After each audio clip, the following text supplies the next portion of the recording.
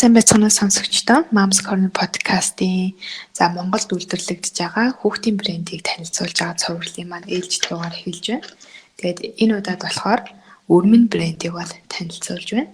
Тэгээд зочинтойгоо танилцъя. За сайн байна уу? Намайг Уянга гэдэг.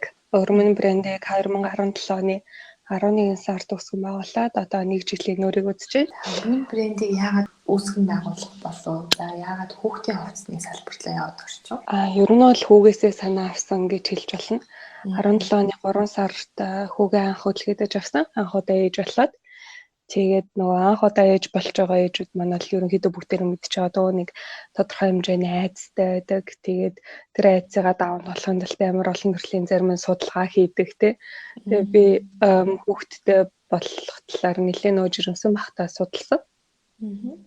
За одоо яана сайн арчилж чадах болоо, сайн хүүхдээ өсгөж чадах болоо, өвтгөөд байх болоо гэж айгүй л айцтайсан болохоор айгүй сайн судалгаануудыг хийсэн. Тэгээд төрөөд гараад ирснийхаа дараа хүүхдээ арчлаад ингээд явж байхад нэг хэд хэдэн төрлийн хувцснууд төсөлт хөгжилт нь ер нь хүүхдэд яг нэраа үед нь бол хувцсан л айгүй чухал үүрэгтэй байт юм байна гэж ойлгоод тэгээд өөртөө таалагдсан загвар бүхий хувцснуудыг цуглуулж аваад ерөнхийдөө эхнээс нь хавлаа нэг загвараар гаргаж эхэлж үзээд тэгээд хүүхдүүд зориулсан ягаад Монголын брэнд байдаг гомлоо нэгдүгээр хоёрдугаар болохоор гэртээ сууж байгаа ээжүүд маань айгүй гарч юм худалдаж авах боломж айгүй байдаггүй шүү дээ. Тэгээд гэрээсээ яг ингээд захиалаад хүссэн загвараараа тэгээд хүссэн бүтээгдэхүүнээ захиалаа гэртээ хүргүүлээд авчдаг юм үйлчлэгээ байж болтгоо мөлөө гэж бодож ийсэн.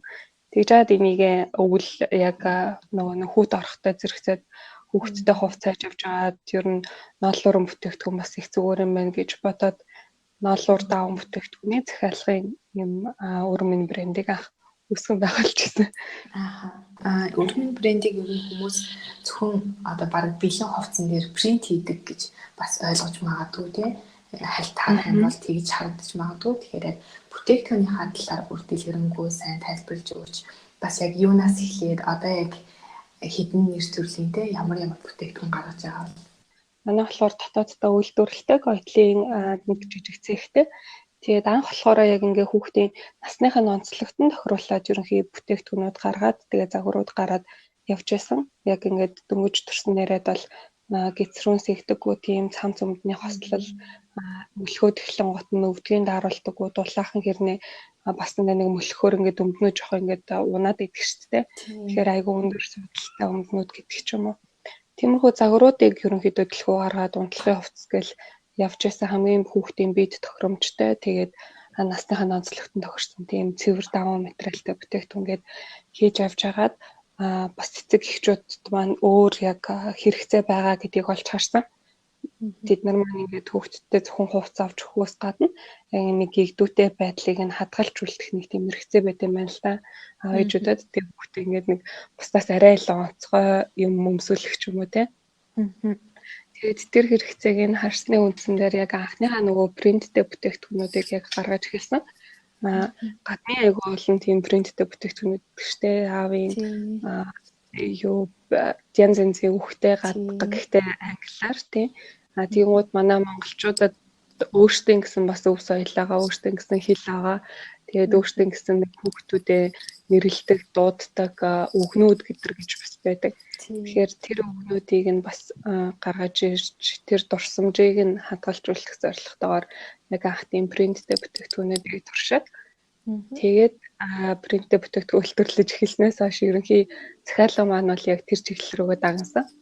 Яг юм 3 хосын ч юм уу эсвэл хүүхдийнхаа яг нэрийг бичүүлээ эсвэл яг аавын гүнж, аавын гүзэлцэг нь яг энэ гоё үгнүүдийг хүүхдэд зориулаад хэлхий гэдэг захиалганууд маань айгүй ингийн боди болон бодолтын дээр хэвлэгдээд эхэлсэн гот бүтээгдэхүүн юм захиалга багасаад эхэлсэн.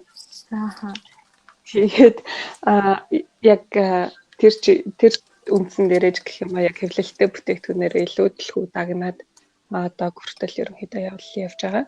Тэрнээс бол яг анхны үндсэн зорилго маань болохоор яг хүүхдийн биед нь нэвтэхэн насныхаа онцлогтон тохирсон тийм харьцуулахгүй өрүүл мөндөд хэрэгтэй яг бүтээгдэхүүнүүдийг ээжүүдийг гэртээ сууж авах гэрээс нь захиалгыг аваад гэрт нь хүргэж өгдөг. Тийм л зорилготойгоор эхлүүлж байсан. Аха. Тэгээ яг нэр төрлийн хувьд хэдэн төрлийн хувцс ч гэдэг юм уу? Тиймэрхүү бүтээгдэхүүний нэр төрлийн хувьд ярил. Бүтээгдэхүүний нэр төрлийн хувьд гэх юм бол яг ингээд нэг нэлээд олон төрлөө манайх нөгөө басан хэлжсэн шүү дээ. Захиалгаар хийдэг гэгээд тэгээ зарим ээжүүд маань болохоор яг иймэрхүү загвартай юм хийж болох уу гэж зургийн явуулангууд нь тэрний дагуу хийж гүйцэтгэж бүтээгдэхүүнүүд байдаг. Тэгээд мөнгөсөн нэр төрлийн хувьд гэх юм бол дааван болон ноолуран гэж хоёр төрөл байгаа. Ноолуран бүтээгдэхүүн бол ерөнхийдөө бол нэг 20 гаруй төрлийн бүтээгдэхүүнүүдийг яг хийж хэрэглэгч дүүргдэг. Дааван бүтээгдэхүүний хувьд гэх юм бол яг ингээд тооллоод яхаа бол нэг 70-80 төрлийн бүтээгдэхүүн болуулсан байгаа. Гэхдээ хамгийн голчлон борлуулагдсан гэх юм бол 10 төрөл дотроо л яг хэрэгтэй явж байгаа. Анх ер нь яг бизнесийнхаа санааг олоод эхлүүлэхдээ яг юунаас эхэлж исэн бэ? Төрчгөр амар зөрөгтэй штеп үлээ штеп. Аха. Тэ хараад ингээд яг ингээд шүн нойр гөхөхүүлээд эсвэл ингээд яг 2 сарыг ингээд гэртээ суусны дараа тэ бурхан минь бас ийм одоо юу гэдэг хүнээс ийм их төвчээр гарч болтгоо гэдэг нэг тийм мэдрэмж төрөө. Тэгээд тэрнээс хашаад ч юм тийм айц гэж юм байх болсон. Тэгээ хамгийн анх зүгээр нэг юм хийж үзье да гэж бодсон байжснаа. Ер нь зүгээр шууд хэдийгээр бүр амар том бизнес болохгүй ч гэсэндээ зүгээр эхлээд хийгээд үзье, зүгээр эхлүүлээд үзье гэж бодоод тэгээд хамгийн түрүүнд болохоор бүтээгдэхүүнийхаа загвар гаргахаас эхэлсэн. Тэгээл туршилтын бүтээгдэхүүнийг хоёрыг хийж үзээд хүүхдэд өмсгөлж үзье гэж үзээд тэгээд яг ойдлцон ихчтэйгээ манай хамаатны их гэдэг тэгээд тэр ихчтэйгээ тохироод аваад техникийн бүтээгдэхүүнүүдийг гаргаад хүүхдэд өмсгөлж үзээд тэгээд ингээ хараад хахаар ерөнхийдөө боломжтой санагдаад эдлэгийн ч гэсэн айгуу сайн байсан учраас за гаргаад үзье гэж тэгэл яг бүтээгдэхүүн гаргахын шаардлагатай юу гэдэг вүлээ ганц хоёр эхлээд нэгт нөгөө нэг брэнд гэдэг утгаараа нэрээ өгье. Тэгээ брэнд бүкээ нэг хэмжээнд гаргая, зураг авалт хийгээл. Тэгэл ойр орчмоос хүмүүс хайж авч байгаа л нэг найз маань нэг гэр бүлийн найзын өхрөн тийм дизайнер гэдэг хүмүүс байна. Тэгээ тэрнтэйгээ нийлээл дизайнаа гаргаад зураг авалтуудаа гээл тэгэл найзгаа хамт уруудтаж бит хоёр өөртөө мессенжертэй хариулаад хоолыг гүрмэн брендийг бол эхлүүлчихсэн. 100% захиалгаар явдаг байсан.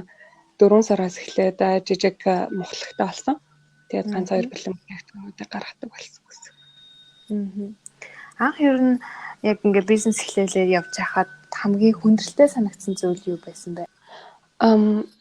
Ерөнхийдөө нэг тийм амар хүндрэлтэй юм гэж бол байгаагүй. Яг нөө мэдгүй ч чадахгүй юмнууд байсан учраас эхний ээлжиндээ нөө хэрэглэгчтэй яг ингээд бүрэн юм ойлгуулж чадахгүй байснаас болоод нэг ганц 2 асуудлууд гарсан гэж бол боддیں۔ Одоо яа гэхээр манай ээжүүд ч юм бол бүгдээрээ л өөр хувь хүмүүс байгаа. Тэгээд өөрсдөнд нь ингээд одоо жишээ нь надад бол айгүй сайн чанартай гэж бодогдсон даавуу зарим хүмүүсийн хувьд бол арай тийм биш байдаг ч юм уу те. Надад ингээд нэг нилонтой санагдаад энэ хүүхдэд ч нэг тавгуудыг гэсэн даавууг тэр хүмүүс илүү сайн гэж боддог байсан ч юм уу те. Тиймэрхүү нэг ойлголтын зургаас үүдэлтэй нэг ганц 2 асуудлууд бол эхлээд гарч ирсэн. Тэгээд тэрнээсээ цаашаа ерөнхийдөө туршлагачаад хамгийн түрүүлээд эхлээд ер нь хэрэглэгчээгээ маш сайн ойлгох хэрэгтэй байна. Асуултуудаа маш сайн асуух хэрэгтэй байна. Тэгээд тэрнийхээ үндсэн дээрээс захиалга авах юм хэрэгтэй байна гэдгийг ойлгосны дараа бол ер нь юмнууд бол харьцангуй гайгүй болоод эхэлсэн. Тэгээд манай зарим ээжүүд нөгөө хүүхд айгу том биетэй 3 настай хүүхдээ юм өмсдөг. Гэтэ нэг настай. Тэр хүүхд нэг настай штэл гэдэг.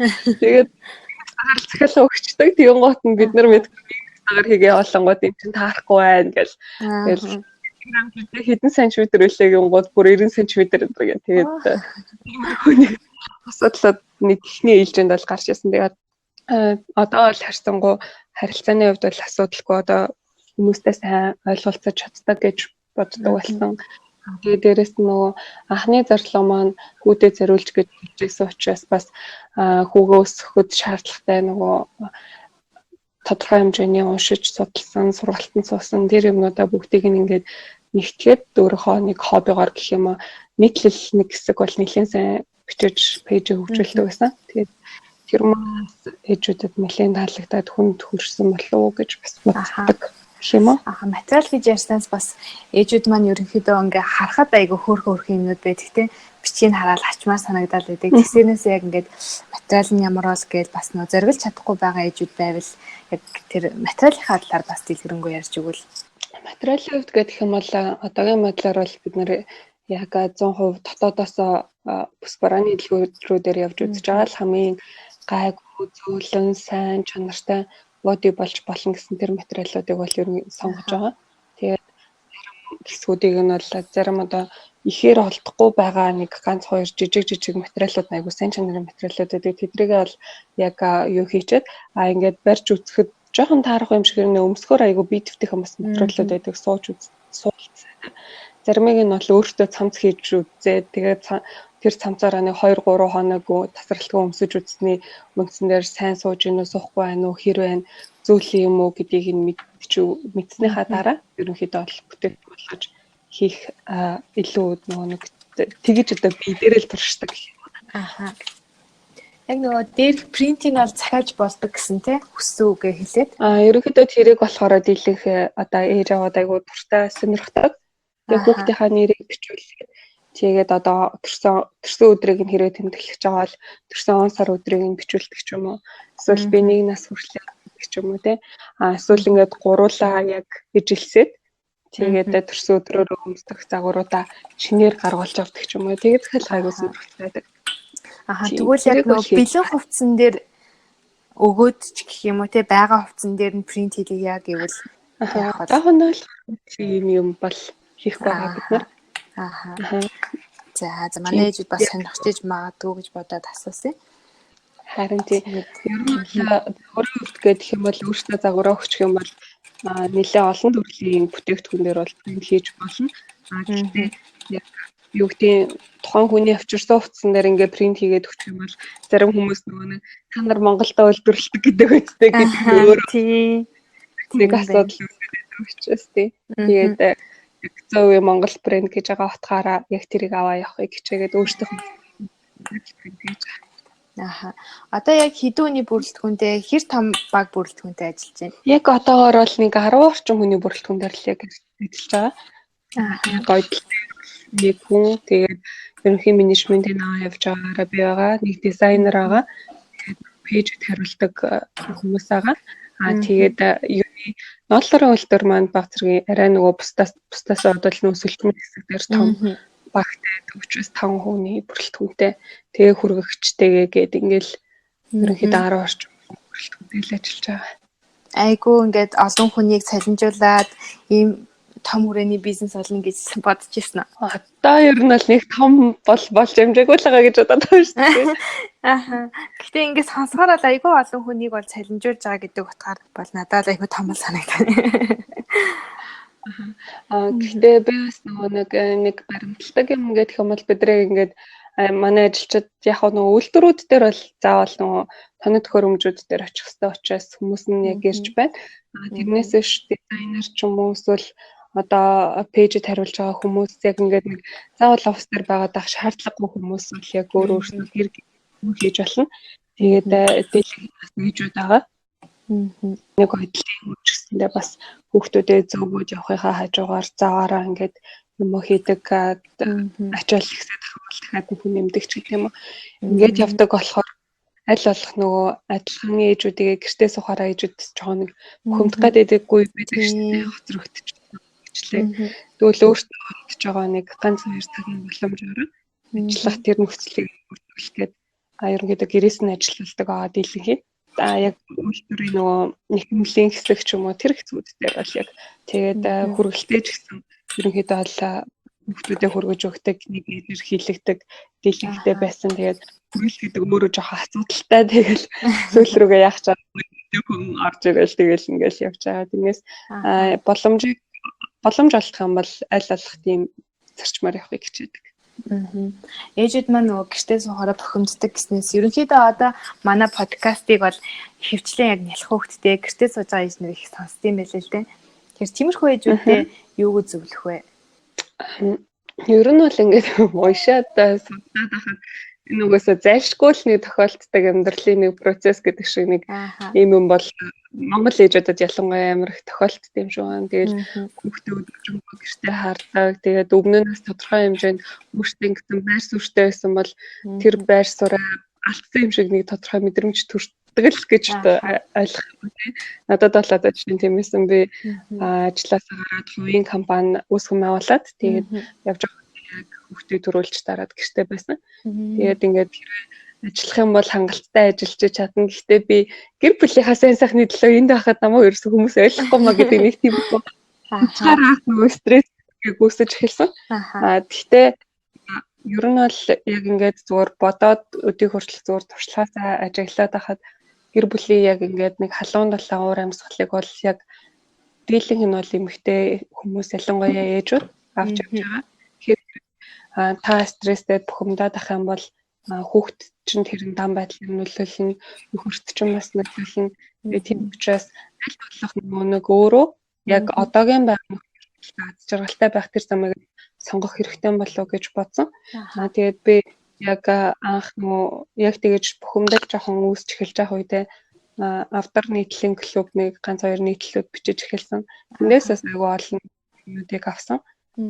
Би өөрчөөсөө хоцрогдоогүй те тодорхой хэмжээнд өөрөө тодорхой юмнаас ганц хоёр юм хийж эхэлж гин гэдэг мэдрэмжийг аваад дараа нь өрмөнийг үүсгэн байгуулад эхлэхээр өөрөө нөгөө нэг хийж байгаа юмдаа сэтгэл хангалуун учраас тодорхой хэмжээнд гэр бүлтэй зарцуулах цаг маань багасч байгаа ч гэсэн тэрэндээ ингээд сэтгэл жоохон нэг жоохон яадаг ш хүмүүс чинь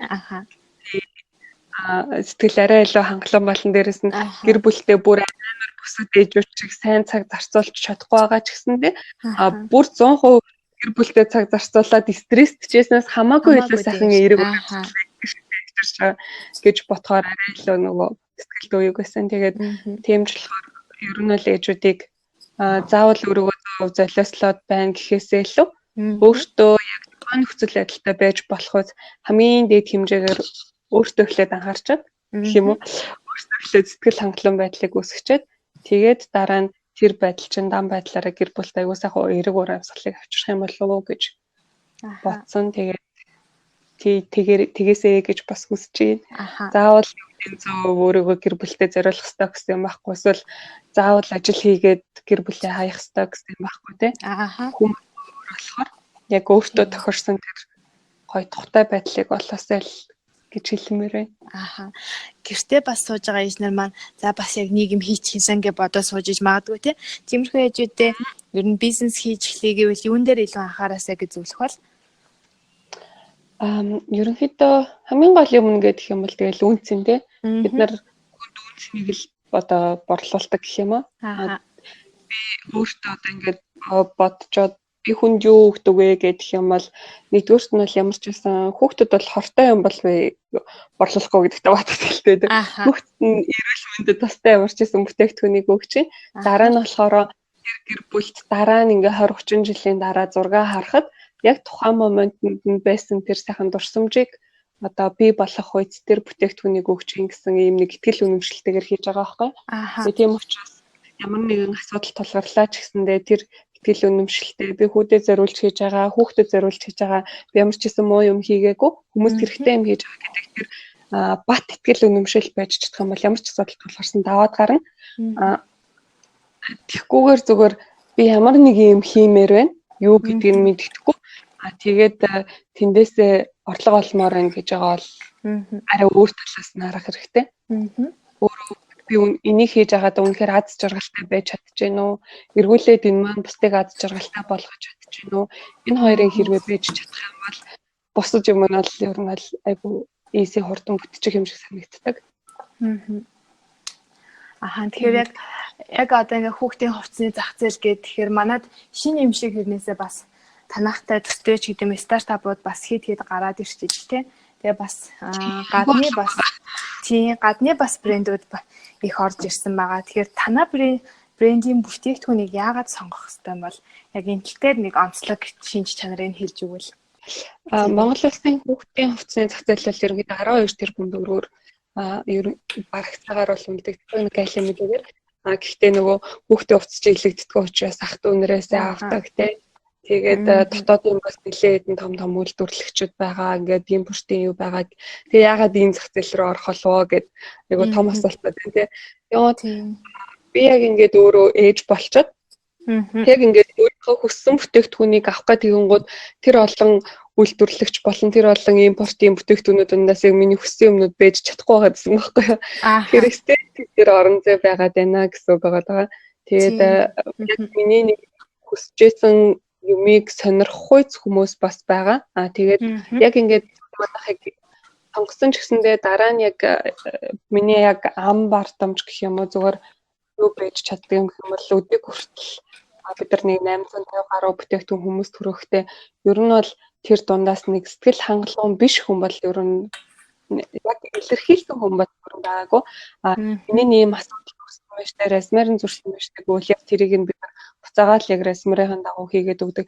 Хэрэглэгч болгоныгоо сэтгэл ханамжтайгаар тэгээ хүүхдтэй ингээд өмсүүлээд хэрэглээд тийм сэтгэл ханамжтай байх тэр одоо нөхцөлийг нь бүрдүүлэх гэж бол бид нар бол маш их сэтгэл гаргаж хичээдэг. Тийм учраас тэр үүсэх юм бол бид нарт эргээд хандлаа гэхэд одоо буух эзэн буцах хаягтай гэдэг юм уу таны гомдлыг бол барагдуулах гэж бид нар хичээнэ. Ямар нэгэн асуудал борлоо гэх юм бол дээрэс нь би өөрөө ээж хүүхдтэй ямар юм хэрэглүүлэхийг хүсдэг тийм л юмаа сонгож байгаа болохоор ерөнхийдөө даавны хувьд ч гэх юм уу чанарын хувьд хүүхдэд нэг тийм эрүүл бус юм бол хийхгүй гэдэгтэй холбоотой итгэлтэй. Дээрээс нь айгуу сэтгэл гаргадаг учраас манай бүх багийнхан санаа бол маш их хичээдэг. Тэгээд манайхыг яг гол бид нар болохоор нэг үнэт чанаруудаа тодорхойлсон байдаг. Тэгээд энэ болохоор хамгийн нэгдүгээрт нь болохоор бид нар эрүүл мэндэд тусдаа бүтээгдэхүүн үйлдвэрлэх хэрэгтэй. Хоёрдугаарт нь насны үндэс тохирсон байх хэрэгтэй. Гуравт нь болохоор тодорхой хэмжээнд дурсамжийг бүтээдэг байх хэрэгтэй. Тэгээд дөрөвт нь импортын бүтээгдэхүүнээс хямд үнэтэй гэхдээ орлого үз чанартай ийм бүтээгдэхүүнийг үйлдвэрлэх гэсэн юм. Дөрвөн үндэсний хүрээнд л бүтээгдэхүүнээ бүх бүтээгдэхүүнээ үйлдвэрлэж гаргадаг. Манай подкастыг ээжүүд сонсдог учраас уянгайтайгаа яг ээж хүнийх нь хувьд бас танилцмаар байна. Гэр бүлээ танилцуулаач тий. За би одоо 26 настай 2017 оны 3 сард хүүгээ үлгээд байж гисэн. Одоо 12 сард дахиад мамаална. 2 дахь хүүгээ дөрүүлнэ. За. Тэгээд 2 хүүгээ ээж болж байгаа. Манай өнийг жаргал гэдэг хуульч мөрөгтэй. Тийм хуулийн фермэд өсгөн байгуулад одоо яг ажиллаа хийгээд явж байгаа хуулийн ферм өсгөн байгуулсан мундаг залуу байгаа. Эхнийхээ нөгөө хүүхдтэр өрмөнөө санаачилсан юм чи одоо хоёр дахь дээрээ юу хийх вэ? Нас биш бол төгссөн зүйл байна уу? Ер нь бол нууц биш одоо удахгүй гарах гэж байгаа болохоор хийж болохоо гэх. Одоо л орч үзгээд манай нэг зөвлөгөөний брендийг яг гаргаж эхэлсэн бас өсгөн байгуулалтад ажиллаж байгаа. Тэр найзтайгаа нийлээд яг үлгий зүйн төсөлтөөр бол ажилладаг. Өнөөдрөөс яг хэлэн тэр худалдаалагдаад эхлэхээр яг бүтээгдэхүүн маань гарч байгаа. Дараагийнх нь болохоор турсамж номын нэг жижиг төслийг ер нь бол хэрэгжүүлээд одоо захиалгандаа ороод хэвлэлтэд ороо явж байгаа. Энэ нь болохоор ямар юм байх вэ гэхээр ингээ бид нар ингээ хүүхдүүдийнхаа нэг турсамж нэг memory book гэл нэг хийгээл дээрээс нэг өөртөө бүглэл нэг байдаг тийм. Нэг сар 2 сар гэл зураг аваад тэгэл тэдрийг нэг нугаалхал хийгээд ажиллаад тэрийг болохоор арай өөр байдлаар хийсэн манайх. Яаж хийсэн гэхээр надад болохоор 1 сартаа 2 сартаа гэл тэгвэл яг нэг ингээд сарынхаа хувьд өсөлттэй байгаа юм шиг хэрнээ хамгийн илүү үнцэнтэй байсан юм маань нөгөө манай хүүгийн анхны шүдэн гаргасан ч юм уу эсвэл анх өнхөрч сурсан үеийн ч юм уу эсвэл анх хөлд орсон үеийн арай илүү үнцэнтэй яг дурсамжтай байгаад байсан. Тийм болохоор яг тэр үеүүдийг нь хадгалжүүлдэг тийм дурсамж номтой тэгээд зураг авах одоо яг бодинуудын сеттэй тийм бүтээгдэхүүн гарч байгаа. Худалдаанд гараад эхэлсэн үү? Ер нь бол нэг 2-7 хоногоос худалдаанд орох. Одоо болохоор яг хэвлэлийн захиалганд ороо явж байгаа, их бэлтгэгдээ явж байгаа гэсэн утгатай худалдаанд гарч байгаа. Тэгээд нэг боди маань болохоор нөгөө яг хэвлэлийнхаа зардлаас болоод айгүй өртөө өндөртэй болчиход байдаг. Нэр бол айж бол хамгийн хэм дүнээрээ тавиа гэдэг бол өчиг яг ингээд угаалтанд угаасаа харилдаггүй брендээр хэрэгжилж байгаа. Дээрээс хүүхдэд хор нөлөөгүй гэдэг утгаараа өндөр брендээр нөө одоо жишээ нь би өнхөрч чадна гэдэг нэг бодийг хөдөлж авлаа гэхэд тэрийг Аха. өнхрөөд төхөлд орчхоор өмсч чадахгүй болчих шүү дээ. Харин тий. Тийм учраас ээжүүдтэй тэр нөгөө нэг гоё дурсамжийг хадгалах зургуудыг авах тэр боломжийг олгохын тулд үнэ маш хямдруулах гэж айгүй олон юунууд судлаад гарцуудыг судлаад тэгээд ингээ бодийн дээр ингээд наагаад зураг авчдаг тийм 24 төрлийн стикертэй бодитойгоо Оо за. тэгээд нөгөө дурсамж номтойгоо тэгээд тийм сетийг гаргаж байгаа. Тэгэхээр яг ингээд өнхрөө сурангуут нь би өнхөрч чадна гэдэг стикерээ бодийн дээр наагаал зургийг аваад тэгэл нөгөө дурсамж номон дээр наагаад монстр өдрийн тавиад өөртөөс бичиж явдаг. Тийм загвар гэсэн. Аха. Тэ гоё юм байна. Тийм байна. Айгуу сонирхолтой санагдаж байна. Тэгээд ер нь л тэр юг бол яг тэр цэцлэг бол шинээр эхэлж байгаа. Тэгээд өрмөний дүүдэн зориулаад тэгээд ийм нэг хоёр цэцлэгтэй байл одоогоор явж байна. Аха. За тэгэхээр одоо бас жирэмсэн тэгэл хажуугаар нь жоох хөвгттэй тэгээ бас бизнес эрхэлж байна. Цай заваа яаж одоо хуваарлж зохицуулж чадчих. Өөртөө яаж цаг гаргаж чадчих. Хүүхдүүдтэй яаж цаг гаргаж чадчих. Би нөө өрмөний хийж байхдаа болохоор давхар ажилладаг байсан. Яг ийм зөвлөлөө үйлчлэлийн компанид 9-6-гийн хооронд ажилладаг байсан. Тэгээд хажуугаар нь өрмөнийгээ гээд явдаг. Тэгээд хамгийн гол одоо яг ингэж өмнөдийг амжуулахад тусалж байгаа хүмүүс манай л яах чаргагүй манай хоёр ээж байгаа. Хадам ээж манай өөр ээж хоёр. Тэгэл өглөө 9-6 цаг хүртэл хүүхдээ ямар ч асуудалгүй хүмүүс сэтгэл амар ингээд даатгах чинь гэдэг чинь амар том болгож байгаа. Манай хадам ээж хүүгээ мань хардаг. Тэгээ хагас бүтэн сайн болохоор өөрийнхөө ээж дээр очиж бас ингээд ганц хоёр зохицуулах ажлыг үл хүүхдээ харуулаад тэгээ зохицуулдаг. Яг хүүхдтэй цаг гаргахын хувьд бол ямар ч хэсэн 6 цагаас хойш сунаж бол хизээж ажиллахгүй гэдэг дээр бат итгэлтэй байдаг. Тэгээд 6 боллоо ажиллаад дуслаа шууд хүүхдээр очиод тэгээд боломж олох юм бол уцнаасаа ерөнхийдөө айл болох хол байхыг хичээдэг. Хүүхдтэй уулзсан яг хүртэлх цагийн дээр болох гэж хичээдэг. Хагас бүтэн санд бол бүтэн цагийг зарцуулах гэж аюу хичээдэг. Тэгээд юуны хувьд гэдэг юм бол өөр бусад ажлуудын хувьд гэдэг юм бол бас манай гэр бүлийн хүн аюу их тусалдаг. Тэгэл ийм асуудал үүсээд ийм юм чадахгүй байна. Энийг ингэмээр байна гэвэл тэгэл бас хоёроо юм хийж байгаа болохоор аль цав гаргахыг хичээгээл тэрнээ ингэж зохицуулаад аюу олон ажлуудыг маань бас талыг нь ч гэсэн нугалж өгдөг. Аюу сайн туслахууд миний хажууд байгаа учраас өдөө хүртэл тодорхой хэмжээнд хүмүүс танигдах хүртэл брэнд маань өсөж явсан болов уу гэж боддог. Тэгээ бас манай баг хамт олон байна. Найдвартай. Хүүхдийнхаа хүмүүжилт ер нь яг ямар арга барил ашиглаж байна? Бас нэг тийм нарийн нууц эзэгч дээж хүмүүст чинь тэр зүйлээс хаваалцаж. Би яг ингээд ер нь бол амар олон юм уншиж ээж тэгэл 2-3 юм уншиж ядаж дороо гэж уншиж ээж голоос нь за энэ сэдв бол нэг иймэрхүү агуулгатай байна да гэдэг өөрөөхөр ойлгож авахыг хичээдэг төрлийн үе юм шиг байгаа. Тэгэл яг ингээд насныхын онцлогтон тохируулаад яг одоо жишээ нь хоолнд орж эхэлж байгаа үе байлаа гэх юм бол яг хүүхдийг дөнгөж хоолнд орж эхлэхэд нь юг анхаарах вэ гэдэг талаар айгуул юм уншсан, сургалтуудад суусан. Тэгээд яг ингээд өөрөө гартаж хийдэг сургалтад дээр суугаад дараа нь ингээд хэрэгжүүлээд тэрнээсээ үр дүнгээ ингээд хардаг төрлийн юм болохоор ер нь бол айл болох олон төрлийн сорсоос мэдээлэл аваад тэгээд тэрийг хүүхдэрийг хэрэгжүүлэхийг хүсдэг. Тэгээд хамгийн гол юм ингээд гэх юм бол яг ингээд багаас нь эхлээл хамт хөхөөлөл өдий хүртэл нь байж байгаагийн хувьд бол ээжүүдээс илүү тэр хүүхдийг ямар ч тохиолдолд мэдэх хүн гэж байдаггүй мэн гэж ер нь өсвөлээ. Эмээнүүд надаа ингээд өдөржингөө хардаг хэрнээ би ингээд зүгээр ороо очиод хэдий хараад нэг амар тэгэж хүмүүжилт нь оролцож чадахгүй байгаа хэрнээ ингээд хүүгээ яг юу мэдэрч ийн гэдэг ингээд харахаараа амарсан ингээд мэдрээд байгаа юм шиг санагдаад байдаг. Энэ одоо ингээд жоохон сэтгэл санааны үе тийм байгаа учраас ингэж уралж ин да эсвэл одоо өссөн учраас уралж ин да гэдэг нь аюулсан ялгаж чадаад байдаг. Ээж ч юм эсвэл имэн ч юм уу ерөнхий тэр нэг юунуудыг нэг тэгэж сайн зардаггүй ч юм зүгээр ээж хүний хувьд л арай л илүү идэм л үү гэж байна. Тийм учраас тэр мэдрэмжэн дээр айгүй их үндэслэж шийдвэрүүдийг гаргадаг хүүхдийнхаа хөгжилтөөр тэгээд яах чаргагүй аав ээж нь ингээд өдөржингөө ажилтай ч юм уу байгаад эхлэх юм бол хүүхэд жоохон стресстэй өртөх юмнууд байна. Тийм учраас 7 хоногт ядаж нэг 2 удаа шинэ газруудаар үзүүлээд ч юм уу шинэ юм хийлгээд ч юм уу нэг спад оруулдаг эсвэл зүгээр нэг шинэ жилийн үед одоо жишээ нь дэлгүүрээр явуулаад шинэ содон одоо тоглоом юу ялкны мод харуулад те заавал тэр ингээд авч өгөх биш зүгээр ингээд орчныг нь солиод шинэ юмор ингээд нүдийн нээж явах хэрэгтэй юм шиг хэрэгтэй.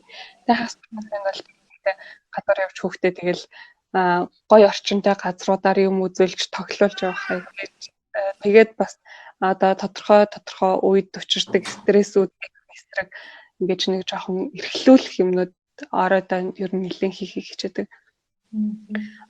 Тэгээд хүүхд ер нь л яаж ч гэсэн тэгэл аав ээжтэй л өөний хүүхд төрөн бүртэй гэдэг шиг аав ээжтэй л юм байдаг. Ойрхон байж өөрт нь халамж тавьж ин гэдгээ мэдрүүлж явах тусмал айгу зөөлөн илдэг тэгээд тийм хүмүүжлтэй байд юм болов уу гэж бодсон нь хэд эрхлүүлчих вэ гэж их санаа зовлохгүйгээр байнгын л хүүтэй хайртай шүү ээжийн хүчин мундаг шүү гэж боломжлолт бол одоо гизцүүдийг нөө тэрч чадах нь багасаад байна.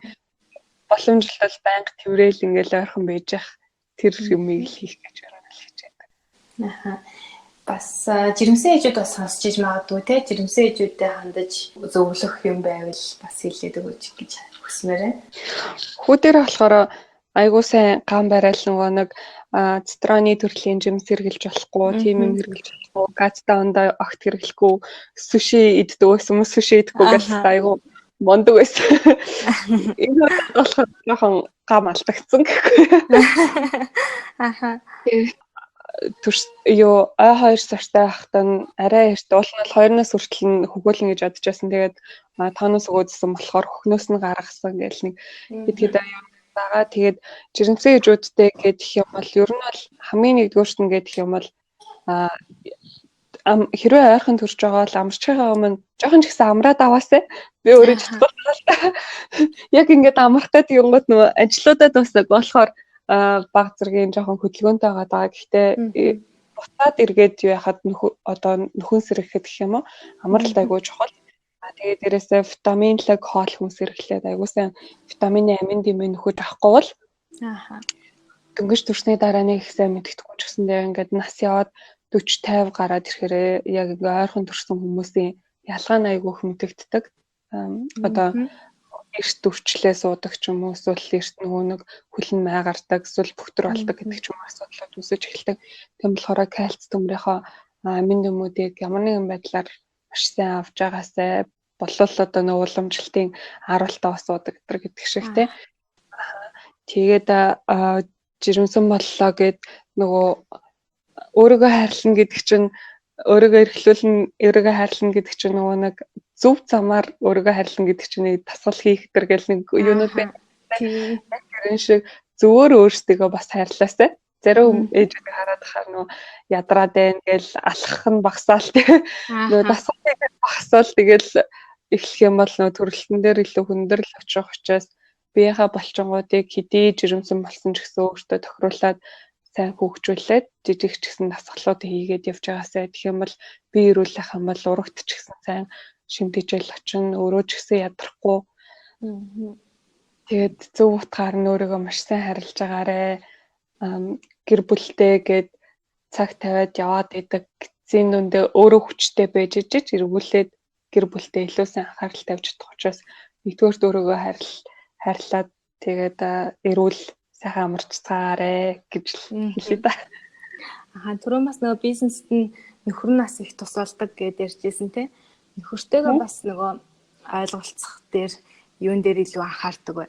Нөхөртөөгөө ойлголцох дээр битэрийн яг ингээд нэг суур хүмүүс нь айгуу төстэй хүмүүс юм шиг санагдтыг. Яг ингээд хоёлаа нэг энтерпренер сэтгэлгээтэй нэг жоох хувийн юм хийх тийм сонирхолтой нэгдүгээр хоёрдугаар болохоор бид тэр Rotaract клуб дээр танилцчихсан. Rotaract дээр бид тэр нэг төсөл хэрэгжүүлэх дээр яг анх танилцаад нэг баг болоод тэг хэрэгжүүлж эхэлжсэн. Тэгээд тэр үед болохоор яг нөө зарим хүмүүс болохоор ингээд нэг хийх ёстой гэсэн үднээс хийж байсан бол манай хүн болохоор арай л яг нэг утга учир чиглэлтэн. энэ төслийг хэрэгжүүлснээр яг ийм үр дүнд хүрнэ. Тэгээд энэ үр дүнд нь болохоор яг тухайн хүүхдүүдэд хэрэгтэй гэдэг нэг жоохон арай л сэтгэлтэй байдлаар хандчихсан тэр замнаас айгүйх таалагдсан. Тэгэхээр ингээд өөрийн нэг суур жоохон төстэй болов гэж бодоод тэгээд тэрэндээ ч тэр уу ямар ч байсан ингээд намайг нэг шийдвэр гаргалаа гэхэд тэрийг айгүй сайн хүлээж авч дэмжиж ингэж ажилтдаг. Тэгээд гэр бүлийн хувьд гэх юм бол яг бид хоёр тэгж амар сүрхий юу яхаасаа илүү манай он намайг олгоод дэмждэг чарлаггүй юм дээр нь өгдөг гартгүй тэгэлээж хэдэг. Дэмжлэг авч байгаа юм чинь буцаагаад хувийнхаа ямиг эхлэлээ гэхдээ ямар ч гэсэн тэрэнд нь баг зэргийн ч гэсэн дэмжлэг үзүүлээд юу гэхийн цаг завтан ч юм уу тэгээд байхыг хичээдэг.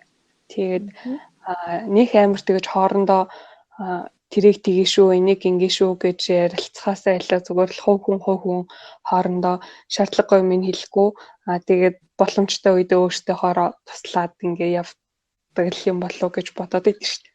Тэгэл нэг зөв хүний ямар ч байсан айгаа азтайгаа юм байна л гэж боддог. Тэрнээс яг ингээл юу гэдэг тгий шүү, ингээ шүү гэж эсвэл яг ийм юм дээр чи надтай ингэж харьц гэдэг ч юм уу тэгэж бол амар их нэг ярилцаж бол байгаагүй.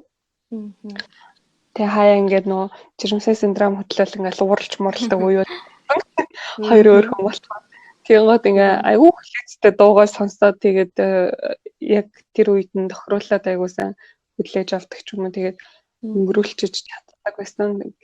Тэгээ асуудлыг дэвргээд ахгүйгээр тэгэл угаасаа синдромын хэсэг дуусангууд би ч буруу юм хийжтэй гэж ойлгол тэгээд манай өний нэг тийм бүндөгөө дуугай тэгээ хүлээцтэй тэр чанар нь л айгүйх нөлөөл юм болов гэж бас бодоод идэв. Нэр би нэг асууя гэж бодож байсан. Хэрвээ нууцш бол анхны яг нөө бизнес эхлүүлэх санхүүжилтээ яаж олж исэн бэ? Яг юунаас эхэлж исэн бэ?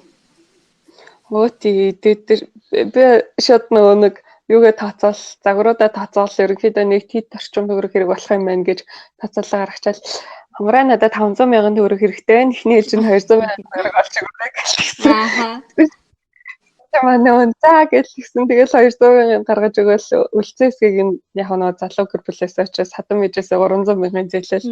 Тэгээд ажилд орж таарсан болохоор ажлынхаа анхны цалингаас мөнгө буцааж өгөөл. Тэгэл тэр нэг хойш яг бизнесийнхаа орлого өөрийнхөө цалин тэр юмнуудаараа нийлүүлээл. Зэрэгтэй. Одоо яг ашигтай ажиллах хэмжээнд хүрч чадсан уу? Анхнаасаа манай нөгөө бизнес модель ерөнхийдөө тийм нэг алдагдaltaй байхааргүй загвараас учраас анхнаасаа бол нэг алдагдaltaд орж явж байгаагүй. Тийм тэгээ гайгүй хөрхөм яваал гэдэг ашигтай яваал гэдэг. Хүүхдүүдтэй яг ямар зан чанар өглүүлэх юмсан гэж боддог вэ? Хүүхдүүдтэй болохоор ямар ч байсан эхний ээлжинд болохоор яг зөв шийдвэрийг гаргаж чадахгүй зөв хүмүүсийг төлөвшүүлэхийг бол хүсдэг. Ямар нэг юм шийдвэр гаргалаа гэхэд тэр нь одоо бусдад хорхоо учруулахааргүй эсвэл ямар нэгэн байдлаар тийм сөрөг үр дагаварт хүрэхээргүй шийдвэрүүдийг гаргадаг зөвлөх хүн байлгаад хүмүүжүүлчих юм бол тухайн хүүхдүүд өөртөө том болоод хинтээ уулзаж яаж явах нь бол өөртөөх нь угаасаа тэгэл амьдралын жамаар нь болох зүйлсүүд учраас ямар ч гэсэн өнгөрсөн амьдралтаа харамсахааргүй л амьдарч чадах үз тийм сэтгэлийн хаттай тэгээд өөрийнхөө шийдвэрт үнэнч өөртөө үнэнч өөрийгөө мэддэг тийм хүмүүсийг л бий болгохыг хүсдэг. Тэгээд тийм зөв хүн гаргаад ирэх юм бол тэгээд үр дүн нь л муу байхгүй. Ямар ч байсан гэсэн тэр сонголт нь итгэл алдахааргүй сонголт байна ах гэж найдал. Тэгэхээр нь бол тийм зөв хүн байх гэж хичээдэг. Тэгээд одооноос эхлээд том хүүдэрээ бол ямар ч нэг мэйл нийцэн тэгээд нэг мэйл хийгээд явдаг байхгүй юу? Нэг юм онцгой уууд гарахаар тэгээд одоо жишээ нь дүүтэй боллоо гэхэд одоо ээжийнхөө дүүтэй болох нь нээж аав хоёр нь ингээд энэ мэдээг сонсоод ийм сэтгэл хөдлөлтэй байсан ирээдүйд чамайг хантай болгоно гэж найдаад айгүйх баяртайгаа гэдэг ч юм уу. Тухайн үеийнхаа сэтгэл хөдлөл болоод тэгээд тухайн үед хэлхийг хүсэж байсан одоо зарим үед нэг тийм хүүхдэд том болохоор тийм юм хэлхийнсэн гэж бодож байсан юмнуудаа тэр дорой бүрт ингээд мэйл бичээд яваад байдаг. Айгүй гоё санаа энэ тийм нэрээ. Харин тэгээд том болоод одоо яг бидний насн дээр ирээд ч юм уу те анх хүүхэдтэй болохдоо ч юм уу тухайд аав ээж хоёр маань ямар байдалтай байгаад юу гэж бодож байсан бэ? Тухайд надад юу гэж хэлхийг хүсэж байсан бэ гэдэг юмнуудыг уншихаар арай нэг тийм өөр байх болов гэж бодоод тэгэхгүй ингээл нас явахын хэрээр бид нар манай аав ээж залуу байсан л байлгүй дээ гэдэргээл хаяа бодсон. Тийм. юм ойлгохгүй юм гэдэг шиг. Тэгэхээр тэр залуу байх үед нь залуу байсан аав ээж нь бас тодорхой хэмжээнд харилцаа үүсгэсэн бол нэг иймэрхүү юмнууд хэлэх байсан шүү гэдэг юунуудыг хэлхийг хүссний үндсэн дээр одооноос эхлээд тийм юмнуудыг бичиж явдаг. Тэгэл амьдралынхаа аниг сонгохдоо ийм юмнуудыг анхаараасаа гэж хүсэж байгаа ингээд магадгүй тэр нь 20 жилийн дараа миний бодож байсан юм шал өөр болцсон. Тэгээд тэр нь магадгүй миний хүүхдэд шал хэрэггүй зөвлөгөө болцсон байж магадгүй учраас тухай амьдралынхаа ханийг сонгох үед нь яг тэр насны дээрх би юу гэж зөвлөх байсан бол гэдэг үгнээс ч юм уу тэгээд айгүйх мэйл бид нар бичээд явдаг. Тэгээд магадгүй тэр нь хөшөрсний дараа буруу санагдах л та. Буруу зөвлөгөө өгсөн байх гэж бодогдож магадгүй. Ямар ч гэсэн тэгээд хүүхдүүдтэй тийм юмуд бичиж байгаа болохоор тэгээд өөрөөсөө юугаар зөв хүн болоод явхад хамгийн чухал гэж бодоод тахандаа хийж байгаа юмнууд тиймэрл юм байна да. За маш их баярлалаа. Тэгээд манай энэ дугаарт Women Branding үүсгэн байгуулагч уянгаа оролцлоо. Тэгээд миний урилгыг хүлээж авсанд маш их баярлалаа. Баярлалаа. За тэгээд сонсогчдод дараагийн дугаараараа иргэд олцгаая. Түр баяртай.